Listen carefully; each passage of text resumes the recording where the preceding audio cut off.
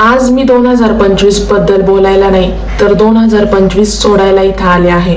हो, 2025 मध्ये भरपूर चुका झाल्या, भरपूर लोक चुकीचे भेटले, भरपूर गोष्टी चुकल्या. मी स्वतः पण भरपूर वेळा चुकले, पण कुणालाच दोष देऊन काही फायदा नाही. मी स्वतःला माफ करते आहे, मी सगळ्यांनाच माफ करते आहे. कारण काय आहे माहिती आहे का, की कोणतीच गोष्ट मनात ठेवून पुढे जाता येत नाही. हो, त्याच्यामुळे ज्या गोष्टी घडल्या त्या इथंच सोडून जायच्या आहे 2025 मध्ये.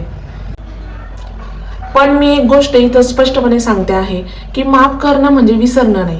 चुकीची गोष्टी, चुकीचे लोक, चुकीच्या पद्धती, चुकीचे विचार किंवा चुकीचा पॅटर्न, तेच निर्णय पुन्हा स्वीकारायचे, त्याच गोष्टी पुन्हा स्वीकारायच्या असं नाही, त्याच चुका पुन्हा स्वीकारायच्या असं नाही.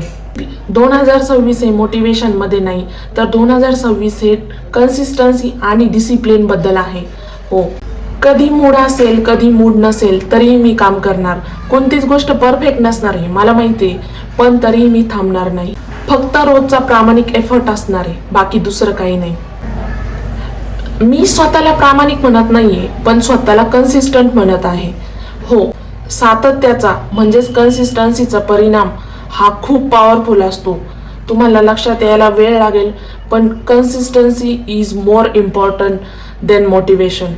आज मी इथं कोणतीच गोष्ट अनाऊन्स करत नाहीये, मी फक्त माझी एक प्रामाणिक सुरुवात करते आहे. बाकी सगळं बोलण्यातून नाही तर कामातून दिसेल.